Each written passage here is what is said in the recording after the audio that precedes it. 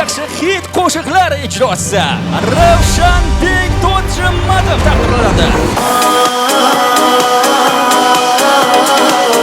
Sog'inib kelsan, erkalab kulgularing, tagida qayg'ularim. Sog'inadi buslab yuragim sog'inar.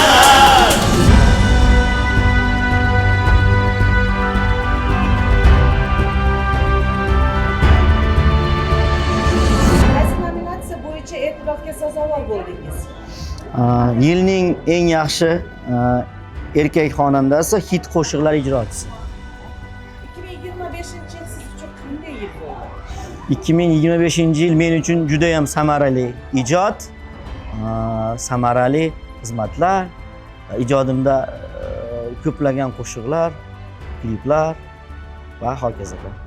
2026 yilgi rejalaringiz hamda tilaklaringiz.